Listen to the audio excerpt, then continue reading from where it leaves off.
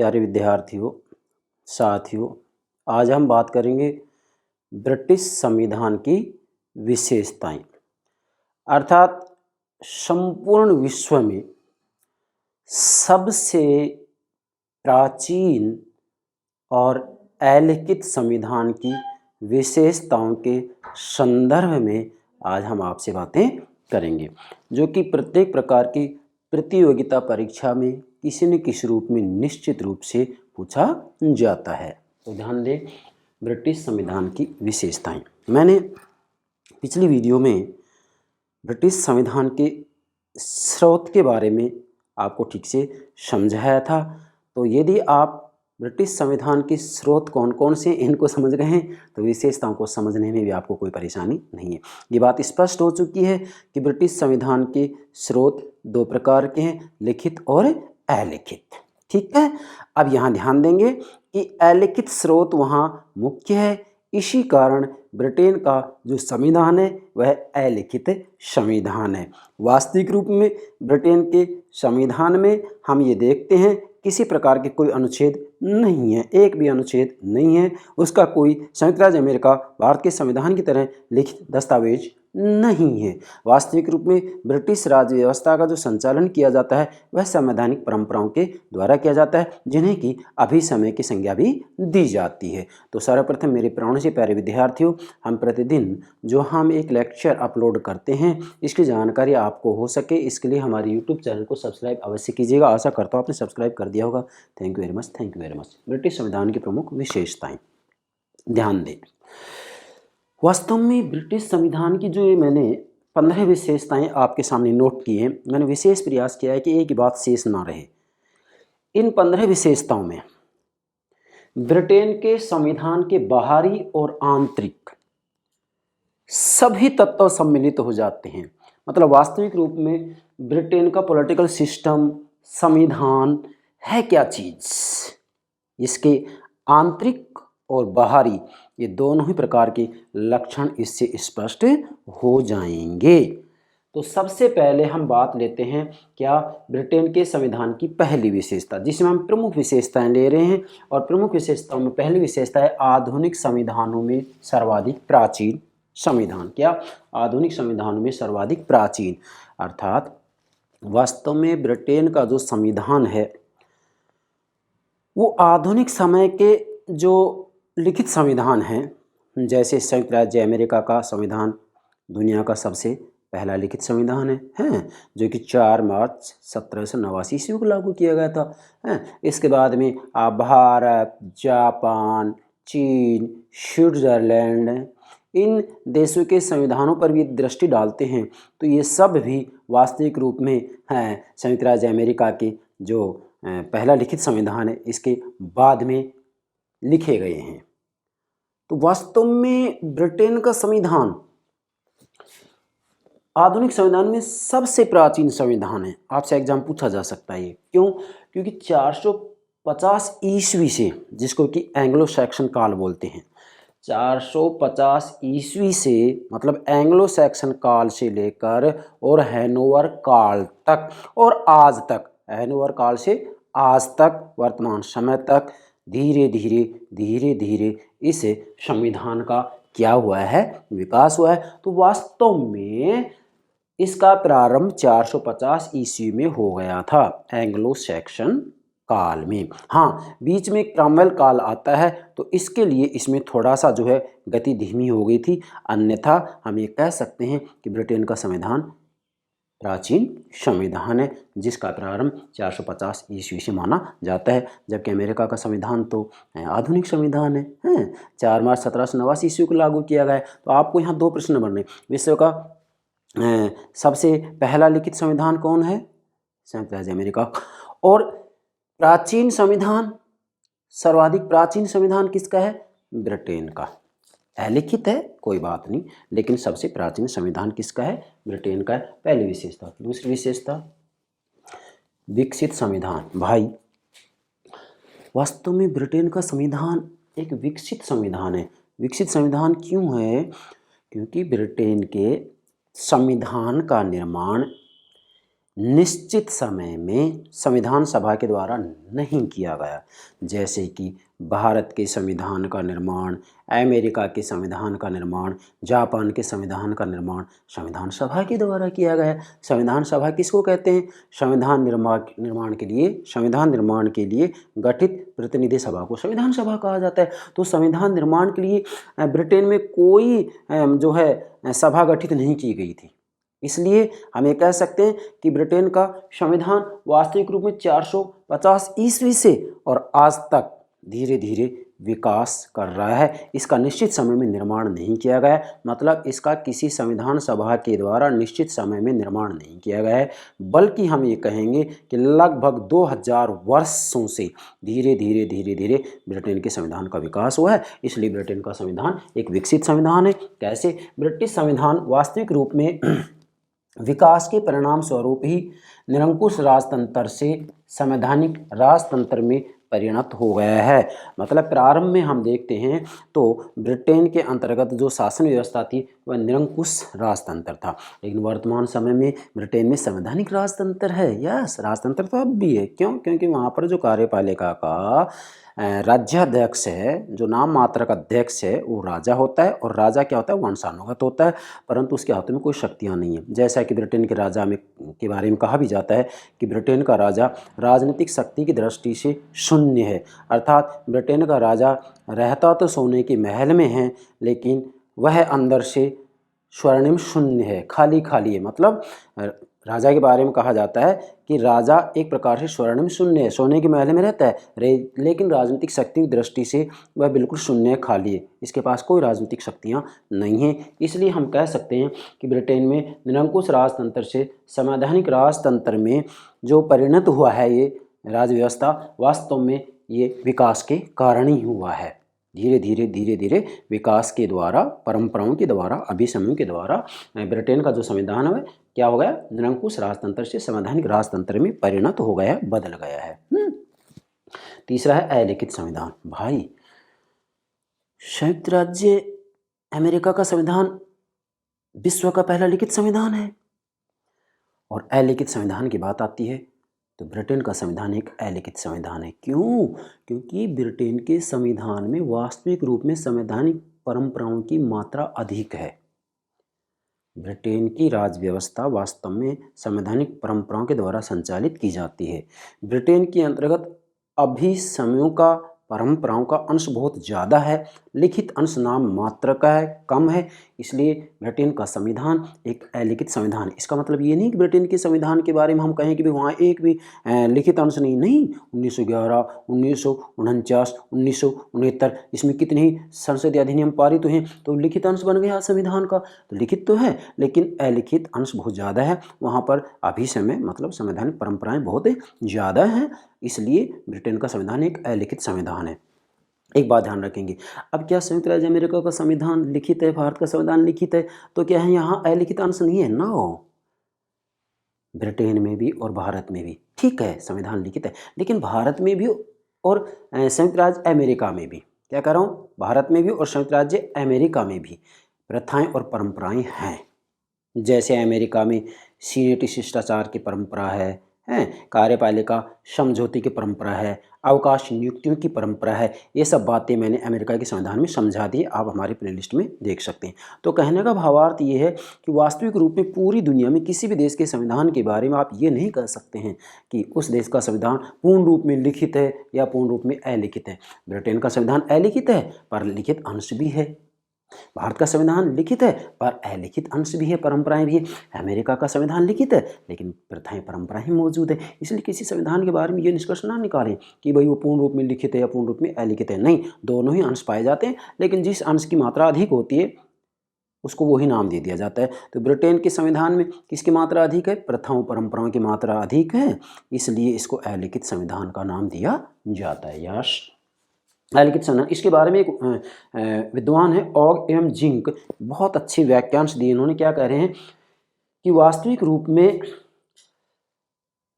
अभिसमय मतलब परंपराएं, ब्रिटेन की जो संवैधानिक परंपराएं हैं भाई, जिनसे राज्य व्यवस्था का संचालन किया जाता है, नहीं जैसे राजा से संबंधित परंपरा है, आगे चल करके हम इसके बारे में व्यापक रूप में चर्चा करेंगे। वैसे मैंने अभिसमय के ऊपर अलग से वीडियो अपलोड कर दिया, प्लेलिस्ट में देख सकते हैं आप। अभिसमय क्या होते हैं? अभिसमय वास्तविक रूप में राजनीतिक आचरण के नियम होते हैं जिनसे ब्रिटेन की राज्य व्यवस्था का संचालन किया जाता है। राजनीतिक आचरण के नियम होते हैं ये। तो अभिसमय कानून की सूखी हड्डियों पर मांस चढ़ाने का काम करते हैं। यस, किसने कहा है? ऑग जिंक ने कहा है कि अभिसमय कानून की सूखी हड्डियों पर मांस चढ़ाने का कार्य करते हैं। ये कंपटीशन पूछ लिया जाता है, किसने कहा है? ऑग जिंक ने। चलो, चौथी विशेषता क्या है? एकात्मक संविधान। ब्रिटेन का संविधान एकात्मक संविधान है। वास्तव में शक्ति बंटवारे के आधार पर दो प्रकार की शासन प्रणालियां उभर कर सामने आती है, एकात्मक और संघात्मक। संघात्मक शासन प्रणाली में तो संविधान के द्वारा केंद्र और राज्य के मध्य शक्तियों का बंटवारा कर दिया जाता है। स्वयं संविधान बंटवारा करता है, संविधान के द्वारा केंद्र को राज्यों को शक्तियां दी जाती हैं। परंतु एकात्मक शासन प्रणाली का मतलब क्या होता है? एकात्मक शासन प्रणाली, मैंने यहाँ डायग्राम बनाया, एकात्मक शासन प्रणाली में संविधान के द्वारा सीधा ही केंद्र को सारी शक्तियां सुपुर्द कर दी जाती हैं, केंद्र को केवल। अब केंद्रीय सरकार अपनी सुविधा के लिए स्थानीय स्वायत्त शासन व्यवस्थाएं, संस्थाएं इनकी स्थापना कर सकता है। मतलब केंद्र प्रांतों को, राज्यों को अपनी मर्जी से शक्ति देगी, और यदि केंद्र चाहे तो इन शक्तियों को वापस भी ले सकती है। क्यों? क्योंकि इन स्वायत्त संस्थाओं को, स्वायत्त शासन की जो व्यवस्था की गई है, इनको वास्तव में शक्ति देने वाला संविधान नहीं है बल्कि केंद्र ने इनको शक्तियाँ दी हैं। केंद्र ने शक्तियाँ दी हैं तो केंद्र इन शक्तियों को वापस भी ले सकता है। जबकि भाई संघात्मक शासन प्रणाली में क्या होता है? संघात्मक में क्या होता है? संघात्मक शासन प्रणाली में संविधान के द्वारा सीधा ही केंद्र और राज्यों को शक्तियां दे दी जाती हैं। स्वयं संविधान देता है तो यहाँ केंद्र राज्य की शक्तियों को छीन नहीं सकता, वापस नहीं ले सकता, क्योंकि संविधान दे रहा है। और एकात्मक शासन प्रणाली में संविधान के द्वारा केवल केंद्र को शक्तियां दी जाती हैं और केंद्र स्वयं प्रांतों को, स्थानीय स्वायत्त शासन को शक्तियां सुपुर्द करता है, और जब इच्छा हो तब केंद्र इनकी शक्तियों में कमी या वृद्धि कर सकता है, वापस भी ले सकता है। इसलिए एकात्मक शासन किसे कहेंगे? जब किसी देश के संविधान के द्वारा सीधा ही एक अकेली केंद्रीय सरकार को सारी शक्तियां सुपुर्द कर दी जाती हैं तो उसे एकात्मक शासन प्रणाली कहा जाता है। ये अलग बात है कि केंद्र अपनी सुविधा के लिए स्थानीय सरकारों को कुछ शक्तियाँ सुपुर्द कर सकती है, मगर वह वापस भी ले सकती है। इसलिए सर्वेसर्वा केंद्रीय सरकार होती है। तो ब्रिटेन में क्या है? एकात्मक संविधान है। पांचवा है लचीला संविधान। ब्रिटेन का संविधान बड़ा लचीला है।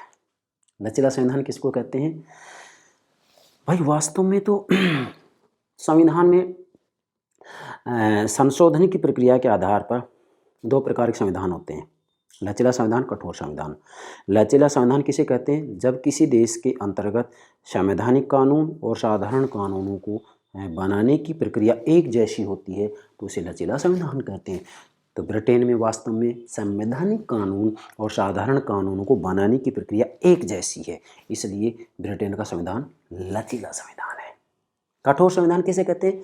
जब किसी देश के अंतर्गत संवैधानिक कानून और साधारण कानूनों को बनाने की प्रक्रिया अलग अलग होती है तो इसे कठोर संविधान कहते हैं। जैसे संयुक्त राज्य अमेरिका का संविधान कठोर संविधान है। वास्तव में वहाँ संवैधानिक कानून और साधारण कानूनों को बनाने की प्रक्रिया बिल्कुल अलग अलग है। तो मतलब क्या हो गया कि ब्रिटेन का संविधान लचीला, अमेरिका का संविधान कठोर, और भारत के संविधान में दोनों का समन्वय है, लचीला भी है कठोर भी है। ठीक है, तो भारत के संविधान में संशोधन की प्रक्रिया पर हम अलग से वीडियो अपलोड करेंगे। कब? जबकि हम इंडियन पॉलिटिकल सिस्टम समझा रहे होंगे। सातवां है संसद की सर्वोच्चता। यस, संसद की सर्वोच्चता। यहाँ चाहें तो आप एक डायग्राम बना सकते हैं। ये व्यवस्थापिका होगी, ये कार्यपालिका होगी। कार्यपालिका, इन दोनों बिंदुओं को आप समझ सकते हैं कैसे। संसद की सर्वोच्चता मैंने यहाँ लिखा चित्र डायग्राम, ये डायग्राम हम समझाएंगे। संसद की सर्वोच्चता, देखो भाई किसी देश में संविधान की सर्वोच्चता होती है, जैसे संयुक्त राज्य अमेरिका में संविधान की सर्वोच्चता है। मैंने अमेरिका के संविधान की विशेषताएं जब समझाई तो उस समय संकेत किया था। वहाँ पर किसकी सर्वोच्चता है? संवैधानिक सर्वोच्चता है। इसका मतलब व्यवस्थापिका, कार्यपालिका और न्यायपालिका, सरकार के तीनों ही अंग संविधान के अधीन होते हैं। क्लियर है ये बात? और ब्रिटेन में संसद की सर्वोच्चता है, मतलब ब्रिटेन में व्यवस्थापिका के द्वारा, मतलब वहाँ की व्यवस्थापिका का नाम संसद है। व्यवस्थापिका के द्वारा, संसद के द्वारा किसी भी विषय पर, किसी भी क्षेत्र के लिए किसी भी प्रकार का कानून बनाया जा सकता है।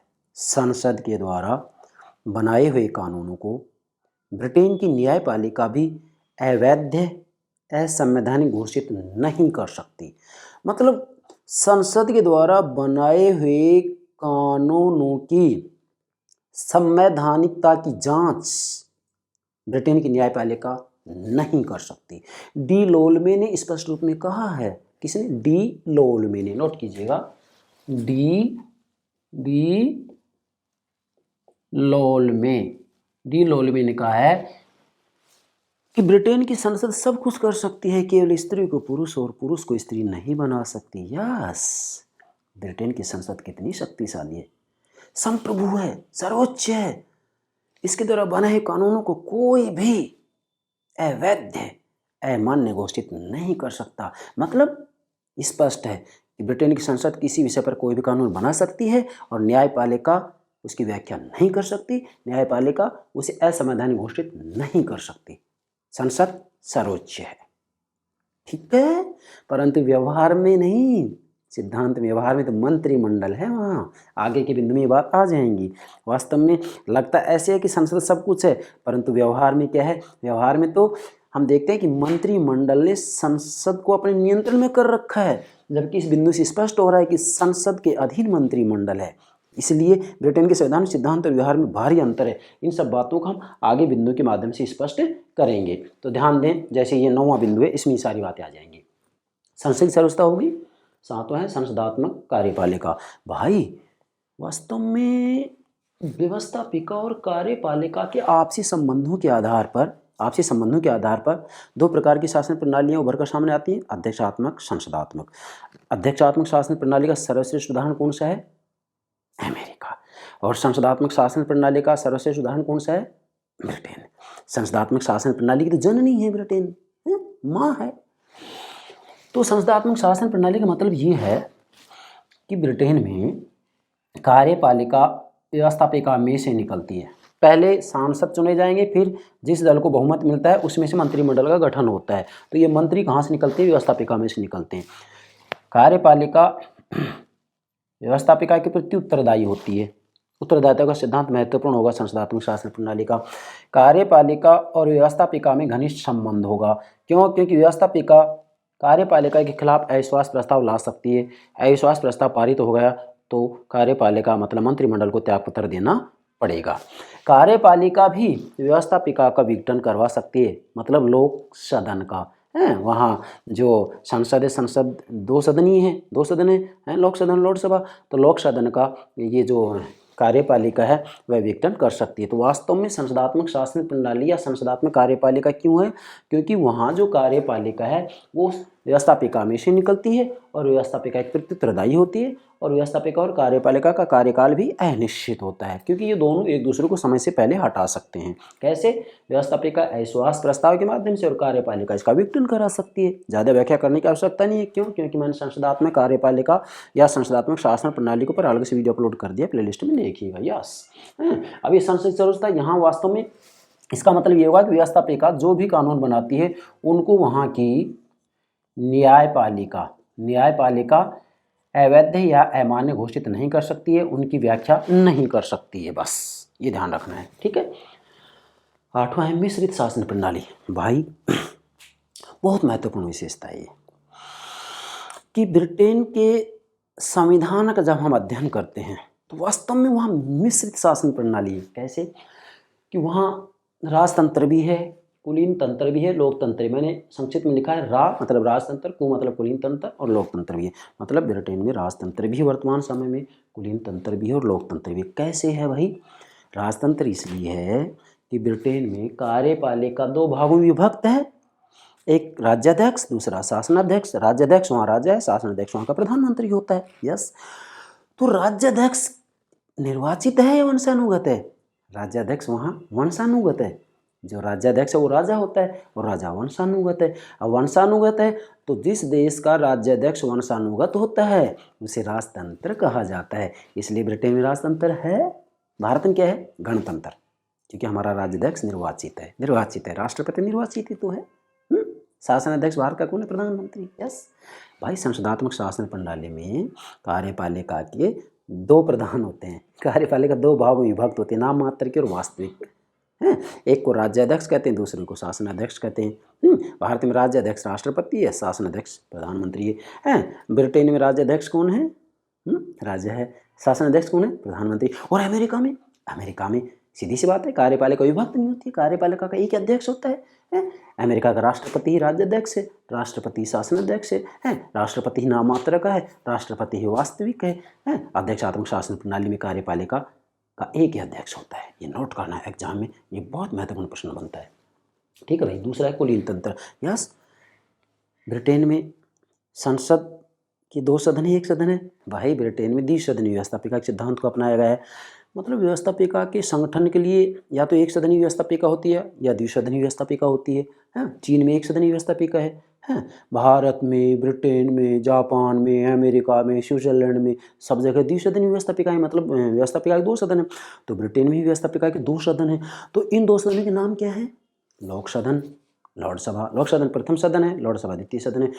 तो ब्रिटेन में जो लॉर्ड सभा है, संसद का व्यवस्थापिका का जो दूसरा सदन लॉर्ड सभा में वास्तविक रूप में जो सदस्य होते हैं वो उच्च कुल के होते हैं, वंशानुगत होते हैं, उच्च कुल के लोग होते हैं, धनाढ्य होते हैं, संपत्तिशाली होते हैं।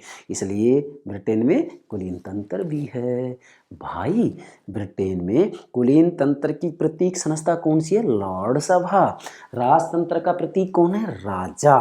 तो राजा भी है वहाँ। और जो लॉर्ड सभा है ब्रिटेन की व्यवस्थापिका का जो दूसरा सदन है लॉर्ड सभा में उच्च कुल के लोग होते हैं, धनाढ्य होते हैं, इसलिए वो कुलीन तंत्र की प्रतीक होगी। और भाई वहाँ लोकतंत्र भी है। लोकतंत्र क्यों है? ब्रिटिश संसद का है, ब्रिटेन की व्यवस्थापिका का जो प्रथम सदन लोक सदन वो जनता के द्वारा निर्वाचित है। यस, मंत्रिमंडल जनता के द्वारा निर्वाचित है। पहले इनको सांसद बनाया जाता है, सांसद रूप में निर्वाचित होते हैं, फिर जिस दल को बहुमत मिलता है उसमें से मंत्रिमंडल गठन होता है। तो वास्तव में चुनावों की व्यवस्था, लोक सदन का चुनाव करना है, मंत्रिमंडल का उत्तरदायित्व होना किसके प्रति? व्यवस्थापिका के प्रति। मंत्रिमंडल व्यवस्थापिका में से निकलती है, पहले जनता के द्वारा निर्वाचित किए जाते हैं सांसद, उसके बाद ही मंत्रिमंडल का गठन किया जाता है। ये सब किसके लक्षण हैं? यस, लोकतंत्र के। तो इसका मतलब ब्रिटेन में मिश्रित शासन प्रणाली, राजतंत्र भी है, कुलीन तंत्र भी और लोकतंत्र भी है। लोकतंत्र की प्रतीक संस्था कौन है? नोट करेंगे, लोक सदन। बहुत डीपली क्वेश्चन बन रहा है ये, फिर से दोहरा रहा हूँ। राजतंत्र की प्रतीक संस्था कौन है? राजा। कुलीन तंत्र का प्रतीक कौन है? लॉर्ड सभा। लोकतंत्र का प्रतीक कौन है? लोक सदन। तो लोक सदन, लॉर्ड सभा क्या है? ब्रिटेन की व्यवस्थापिका के 2 सदन, प्रथम सदन लोक सदन और द्वितीय सदन लॉर्ड सभा। यस, बढ़े आगे, समझ गए। 9वीं विशेषता सिद्धांत व्यवहार मंत्र, बहुत महत्वपूर्ण।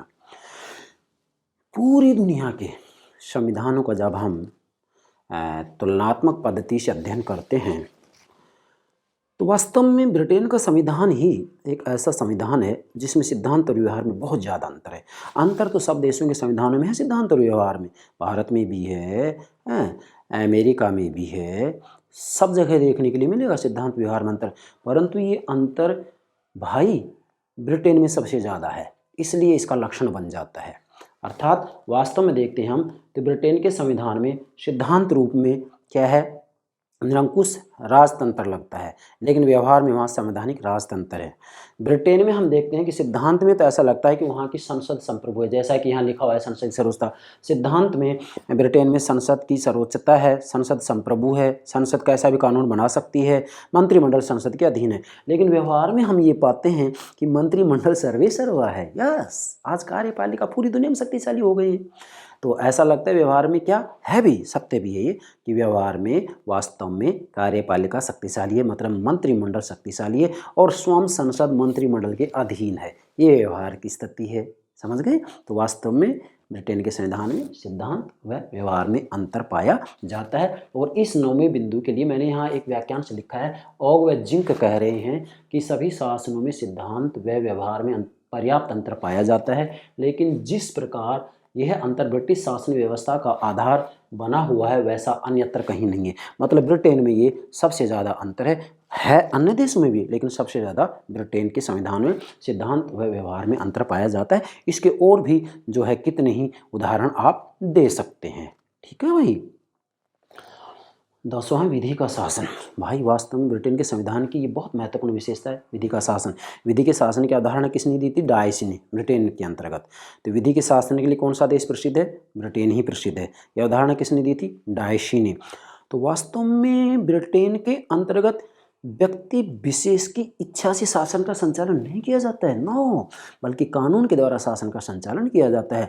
और वहाँ अर्थात ब्रिटेन में कानून की दृष्टि में सभी व्यक्ति समान हैं। वहाँ शासक और शासित मतलब वास्तविक रूप में प्रधानमंत्री से लेकर के और साधारण व्यक्ति तक सभी विधि की दृष्टि में समान है। कानून की दृष्टि में वहाँ किसी प्रकार का कोई भेदभाव नहीं किया जाता है। तो इसलिए वहाँ 10वीं विशेषता होगी संविधान की विधि का शासन। 11वीं विशेषता है नागरिक मौलिक अधिकार। भाई वास्तविक रूप में तो ब्रिटेन के अंतर्गत इस प्रकार का कोई अधिकार पत्र नहीं है जिस प्रकार का संयुक्त राज्य अमेरिका में है, भारत में भी है, परंतु वास्तव में वहाँ विभिन्न प्रकार के समझौतों, ऐतिहासिक समझौतों और हम ये कहेंगे कि अधिकार पत्र के माध्यम से जनता को किसी न किसी रूप में मौलिक अधिकार देने की व्यवस्था की गई है। जैसे 1689 ईस्वी के अधिकार पत्र के द्वारा काफ़ी कुछ अधिकार दे दिए गए हैं। इसी के साथ में समय समय पर जो ऐतिहासिक समझौते हैं उनके द्वारा भी नागरिकों को काफ़ी मौलिक अधिकार दिए गए हैं। जैसे वास्तविक रूप में विचार अभिव्यक्ति की स्वतंत्रता है, सम्मेलन की स्वतंत्रता है। तो ऐसे अनगिनत स्वतंत्रताएं वहाँ पर मौजूद हैं, परंतु ये बात सत्य है कि वहाँ निश्चित अधिकार पत्र नहीं है जैसा कि हमारे भारत में और अमेरिका में। परंतु फिर भी वहाँ पर अर्थात ब्रिटेन में व्यक्तियों को विचार अभिव्यक्ति की स्वतंत्रताएं प्राप्त हैं। और 12वां है द्विदलीय प्रणाली। द्विदल प्रणाली पार्टी सिस्टम की जब हम बात करते हैं तो पूरी दुनिया में दलीय प्रणालियाँ मुख्यतः 3 प्रकार की होते हैं: एक दलीय, द्विदलीय, बहुदलीय। एक दलीय प्रणाली का उदाहरण चीन है। चीन में एक ही दल है, साम्यवादी दल। द्विदलीय प्रणालियाँ अमेरिका में हैं और ब्रिटेन में हैं। अमेरिका में द्विदलीय प्रणाली है और ब्रिटेन में भी द्विदलीय प्रणाली। वास्तव में द्विदलीय प्रणाली भी ब्रिटेन के संविधान की महत्वपूर्ण विशेषता है। द्विदलीय प्रणाली का मतलब ये होता है कि इसका मतलब ये नहीं कि केवल 2 ही दल होंगे वहाँ। वास्तव में वहाँ दल तो और भी 6-7 दल हैं, लेकिन वास्तविक रूप में राजनीति में प्रतियोगी दल 2 ही होते हैं। एक दल सत्ता में होता है, दूसरा विपक्ष में होता है। जैसे वर्तमान समय में हम देखते हैं तो 2 ही दल तो हैं भाई। आप देखिएगा कभी उदार दल, कभी अनुदार दल। इसके बाद वर्तमान समय में देखते हैं तो मजदूर दल हो गया है और अनुदार दल होगा, ये विशेष है। लेकिन मूल बात एक ही है, जिस प्रारंभ में व्हिग और टोरी दल थे तो दल 2 ही रहे हैं, नाम बदलते रहे हैं। तो वास्तविक रूप में ब्रिटेन के अंतर्गत जो राजनीतिक प्रतियोगिता होती है उस प्रतियोगिता में प्रतियोगी दल केवल 2 ही होते हैं। बाकी अन्य दल भी होते हैं लेकिन राजनीतिक दृष्टि से उनमें प्रतियोगिता नहीं होती है। इसलिए आप कह सकते हैं कि ब्रिटेन में द्विदलीय व्यवस्था है। ठीक है। भारत में कौन सी है? बहुदलीय व्यवस्था है। 13वां है शक्तियों का संयोग व पृथक्करण। वास्तविक रूप में ब्रिटेन के संविधान की यह भी एक महत्वपूर्ण विशेषता है कि वहाँ पर शक्तियों का संयोग भी है और पृथक्करण भी है। शक्तियों का संयोग कैसे आप देखिएगा स्वयं।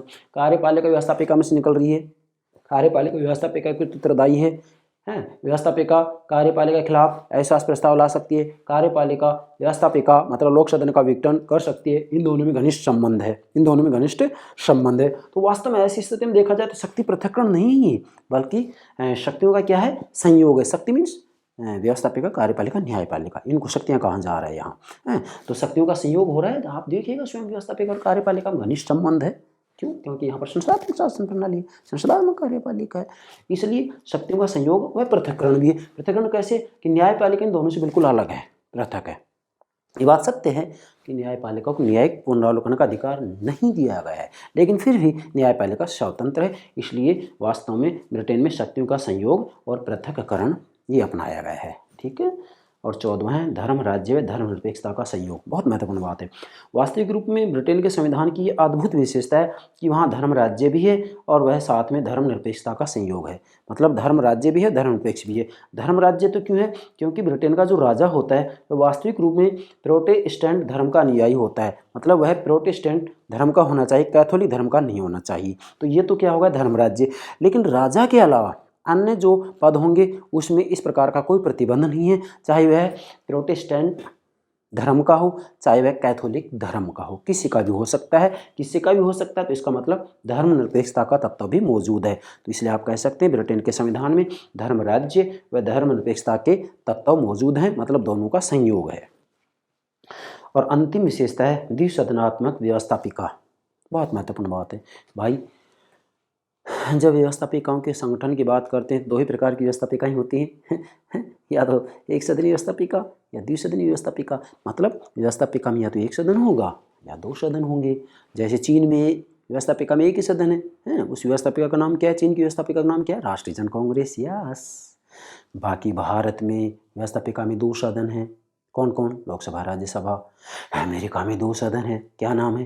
प्रतिनिधि सदन और सीनेट। और ब्रिटेन में भी दो सदन है व्यवस्थापिका में, क्या नाम है? पीछे चर्चा भी हो गई थी, लोक सदन और लॉर्ड सभा। नोट कीजिएगा, ब्रिटिश व्यवस्थापिका के दो सदनों के नाम लोक सदन, लॉर्ड सभा। लोक सदन प्रथम सदन है जिसे कि निम्न सदन भी कहा जाता है। लॉर्ड सभा द्वितीय सदन है जिसे उच्च सदन भी कहा जाता है। मैंने लोक सदन के ऊपर अलग से वीडियो अपलोड कर दी है, लॉर्ड सभा के ऊपर भी अलग से वीडियो मैं अपलोड कर दूंगा। ठीक है भाई। तो मेरा कहने का भावार्थ ये है कि 15वीं विशेषता बन रही है कि वास्तव में ब्रिटेन की जो व्यवस्थापिका है वह द्विसदनात्मक व्यवस्थापिका है। ठीक है। और एक विशेषता और बढ़ा देते हैं, 16वीं विशेषता है क्या? संविधान में दलों का उल्लेख नहीं। बहुत महत्वपूर्ण बात है। अब आप देखिएगा, भारत की तुलना हम करते हैं, अमेरिका की तुलना करते हैं ब्रिटेन से, तो वास्तव में आप स्वयं देखिएगा कि अमेरिका में और ब्रिटेन में संविधान में दलों का कोई उल्लेख नहीं किया गया है। इनका धीरे धीरे ऐतिहासिक विकास हुआ है। इसलिए आप ये कहेंगे कि ब्रिटेन में वास्तविक रूप में संविधान में दलों का उल्लेख नहीं है, या ब्रिटेन में जो राजनीतिक दल हैं वो संविधानेतर हैं। क्या कहेंगे? संविधानेतर, मतलब संविधान से बाहर, संविधान में कोई उल्लेख नहीं है। अमेरिका में भी उल्लेख नहीं है संविधान में दलों का, और ब्रिटेन में भी संविधान में दलों का कोई उल्लेख नहीं है। इसलिए 16 बिंदु बनकर संविधान में दलों का उल्लेख नहीं, या संविधानेतर, क्या? संविधानेतर दल व्यवस्था, मतलब वहाँ जो राजनीतिक दल हैं वो संविधान से बाहर हैं, संविधान में इनका कोई उल्लेख नहीं किया गया है। एक कंपटीशन में पूछ लिया जा सकता है। अमेरिका में भी संविधान में कोई उल्लेख नहीं है, ब्रिटेन में भी संविधान में कोई उल्लेख नहीं है। तो इस प्रकार से ये होगी ब्रिटिश संविधान की बहुत ही महत्वपूर्ण विशेषताएँ। मैंने आपके लिए 16 विशेषताएँ, 16 बिंदु तैयार किए। इन 16 के 16 बिंदु से आप संपूर्ण ब्रिटिश राज व्यवस्था को आसानी से समझ सकते हैं। एक प्रकार से ब्रिटिश राज व्यवस्था का निचोड़ है। ठीक है भाई। आशा करता हूँ ब्रिटिश संविधान की सभी महत्वपूर्ण विशेषताएं आप समझ गए होंगे। इनके अंतर्गत इसका आंतरिक और बाहरी स्वरूप स्पष्ट हो रहा है। Thank you very much. Thank you very much.